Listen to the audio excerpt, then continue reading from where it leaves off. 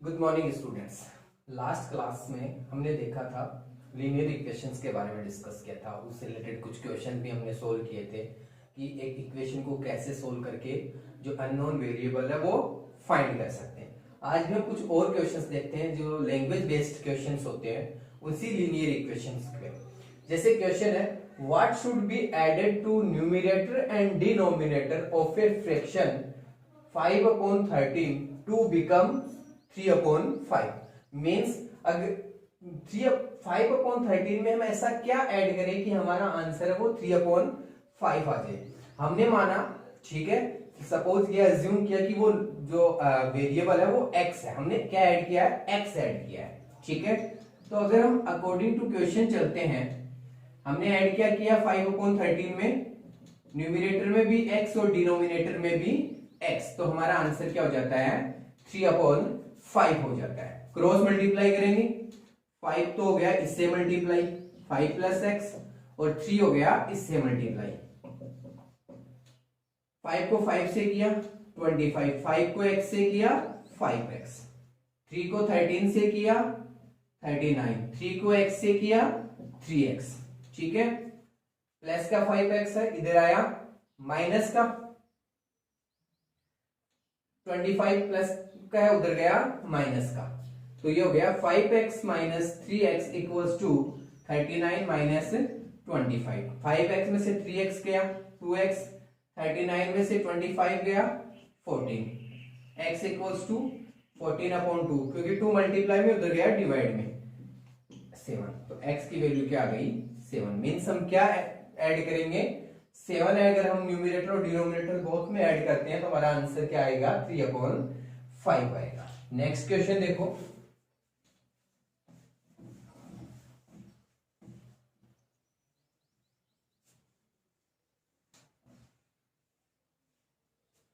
Next question है, Ramesh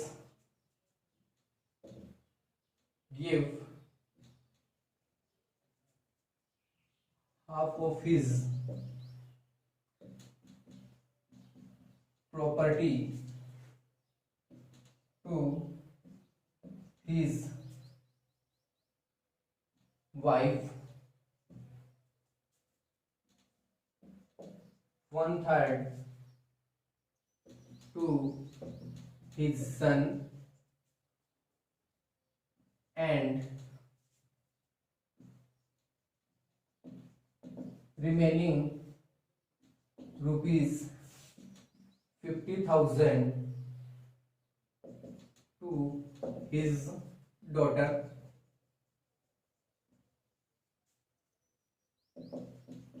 Find his total property. ये question है, Ramesh give half of his property to his wife, 1/3 to his son, and remaining rupees 50,000 to his daughter. Find his total property. हमें उसकी total property find करनी है। हमने माना कि उसकी जो टोटल प्रॉपर्टी है वो क्या है? x है, ठीक है। तो y का पार्ट क्या हो जाएगा?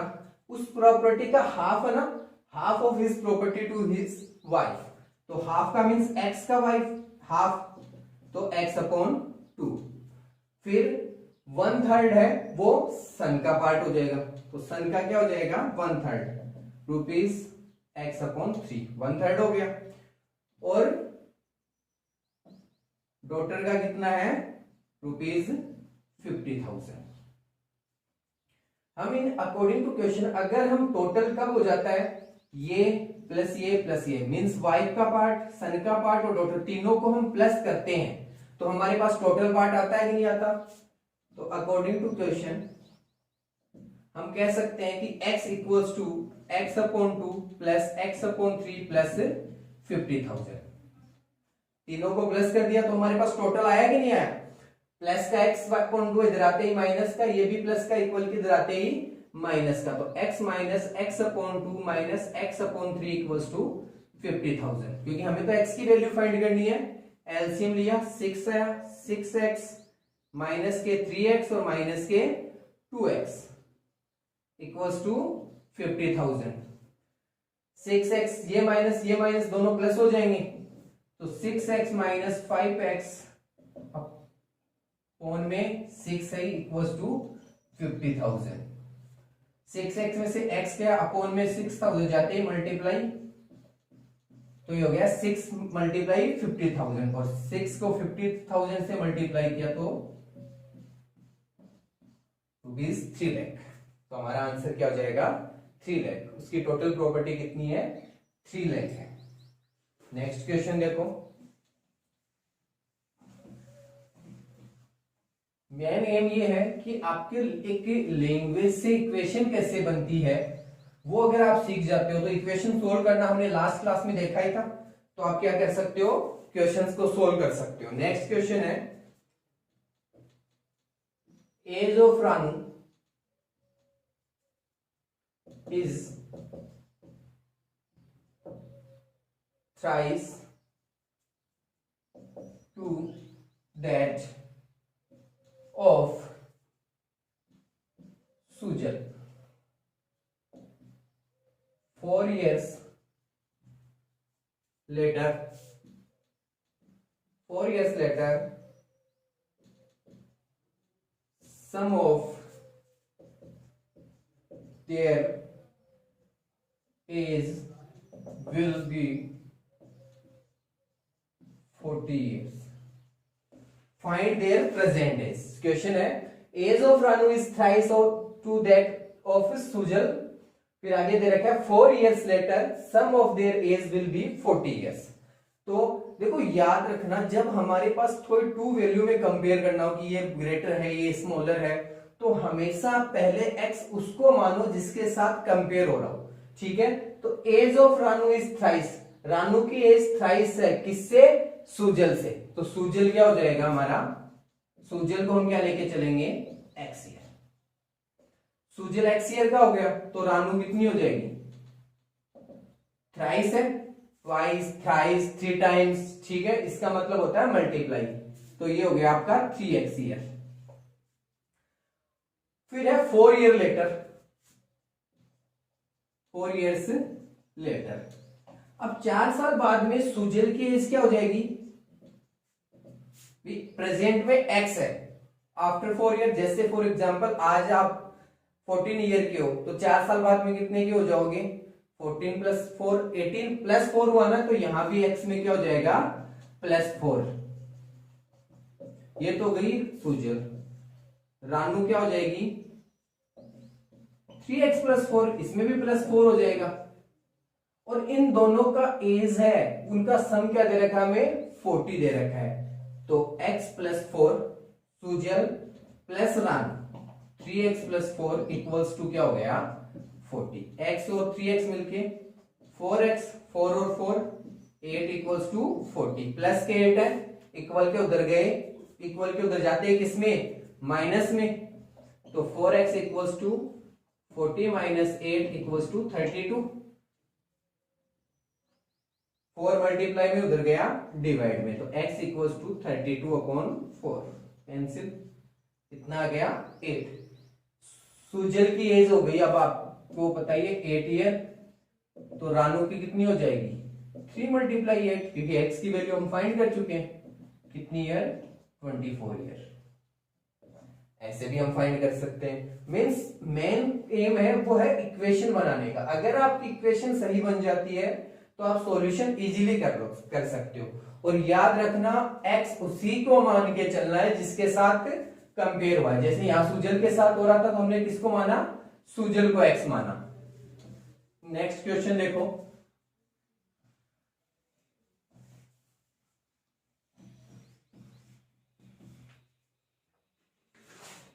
नेक्स्ट क्वेश्चन है sum of digits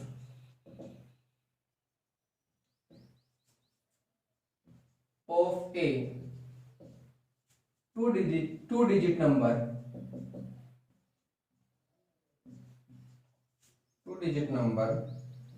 is 12 on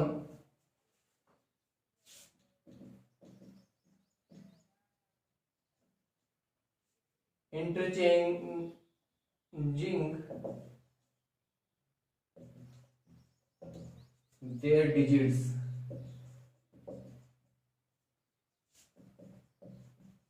new number formed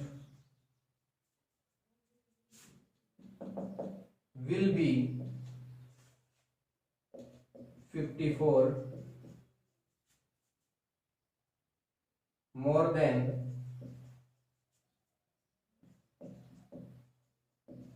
original number.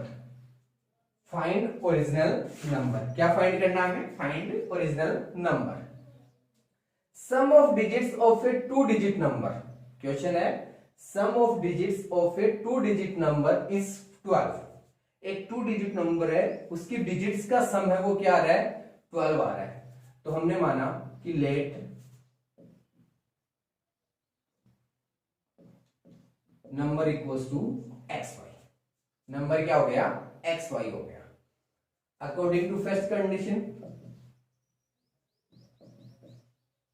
First condition क्या कह रही है कि सम ऑफ डिजिट्स, इस डिजिट्स का सम कितना हो रहा है? 12। तो x plus y equals to क्या हो गया हमारे पास? 12 प्लस, आप पे डिपेंड करता है, चाहे आप x या y किसी भी एक को उस साइड लेके जाओ इक्वल के, ठीक है? चाहे x को ले जाओ चाहे y को ले जाओ। अब y है, y को उस साइड गया तो x इक्वल्स टू हो गया 12 माइनस y। ये इक्वेशन हो गई आपकी फर्स्ट। फिर आगे क्या कह रहा है? On interchanging their digit, digit interchange कर दी, तो इंटरचेंज डिजिट की, तो नंबर पहले एक्स वाई था ना, अब क्या हो गया? वाई एक्स हो गया। New number form will be 54 more than original number. जो न्यू नंबर है, ठीक है, अकॉर्डिंग टू सेकेंड कंडीशन, जो न्यू नंबर है वाई एक्स है न्यू नंबर, वो पुराने वाले नंबर से कितना ज्यादा है? 54 ज्यादा है। कितना ज्यादा है? 54 ज्यादा है, ठीक है? एक्स वाई प्लस का इसको भी इधर ही ले आओ, तो y x minus x y equals to 54। Equation क्या बन गई? Y x minus x y equals to 54। अब देखो, एक आपको एक फॉर्मूला भी होता है, ठीक है, कि 10 into 10th digit plus 1st digit, ठीक है? लेकिन मैं आपको इजीली एक्सप्लेन कर देता हूं कि जैसे 76 है, फॉर एग्जांपल एक नंबर है 76, इसको हम 10 मल्टीप्लाई 7 प्लस 6 राइट कर सकते हैं। मैंने अभी फॉर्मूला बताया था 10 into 10th digit plus 1st digit. इसको शॉर्टली हम क्या, 76 को 10 इंटू 7 है 70 प्लस 6, ठीक है? तो अगर नंबर एक्स वाई है तो उसको भी तो हम क्या लिख सकते हैं? 10 into 10th digit plus 1st digit. तो जब भी कोई भी 2 डिजिट नंबर हो तो उसको हम लिख सकते हैं 10 के साथ में 10th digit plus 1st digit. तो यहाँ पे वाई एक्स है, इसको हम लिखेंगे 10y plus x minus x y है, तो इसको हम क्या लिखेंगे? 10x, क्योंकि पहले 10th डिजिट x है ना, तो इसको 10x plus y equals to क्या हो गया हमारा? 54। इक्वल्स टू में क्या आ गया? 54। आप जानते हो ब्रैकेट के बाहर माइनस है तो अंदर वाले के सिंबल क्या हो जाते हैं? चेंज हो जाते हैं। क्या हो जाते हैं? चेंज हो जाते हैं। तो ये हो जाएगा हमारा 10y plus x minus 10x minus y equals to 54। 10y में से y गया 9y, माइनस 10x में से x गया माइनस के 9x इक्वल्स टू 54। 9 यहां भी है 9 यहां भी है, तो हम 9 को क्या ले सकते हैं? कॉमन ले सकते हैं। 9 को हमने कॉमन ले लिया तो ये हो गया y minus x equals to 54। y minus x 9 multiply में उधर गया डिवाइड में, तो 54 अपॉन 9 इक्वल्स टू 6। अब देखो हमारी इक्वेशन फर्स्ट, वहां पे x की वैल्यू है, x की वैल्यू इक्वेशन इसमें पुट कर दें, तो पुट दें value of x from equation first. Equation first से x की वैल्यू पुट कर दें यहाँ पे, तो y माइनस x की जगह हम क्या कर सकते हैं? Put 12 minus y equals to 6। ठीक है, ब्रैकेट के बाद अंदर सिंबल चेंज होंगे फिर से, माइनस के 12 और प्लस के y इक्वल्स टू 6। y और y 2y प्लस के 12 है, उधर गया माइनस, उधर जाते ही प्लस, तो 6 प्लस 12 y इक्वल्स टू 6 और 12 18, ये 2 मल्टीप्लाई में, इधर आते ही डिवाइड में, तो 9 टाइम। ठीक है, y की वैल्यू क्या आ गई 9। अब ये जो y की वैल्यू है ये यहां अप्लाई कर दें। ठीक है, put the value of y in equation first equation में पुट करते ही x इक्वल्स टू क्या आ जाएगा 12 माइनस 9, तो x इक्वल्स टू 3, तो नंबर क्या हो जाएगा, सो नंबर इक्वल्स टू 39। यही हमारा क्या होगा, आंसर होगा। ठीक है, तो सबसे पहली बात क्वेश्चन को अच्छे से रीड करना है, उसको समझना है, उसके बाद में इक्वेशन क्रिएट करके उसको क्या करना है, सोल्व करना है। ठीक है, नेक्स्ट क्लास में आपकी almost linear equation in one variable से रिलेटेड यूनिट्स कंप्लीट है। सारे टाइप के क्वेश्चंस मैंने आपको एक्सप्लेन कर दिए हैं। ठीक है, कुछ अब आपको जो बचे हुए क्वेश्चंस हैं आपको सोल्व आउट करने हैं। नेक्स्ट क्लास में हम न्यू यूनिट स्टार्ट करेंगे। Thank you.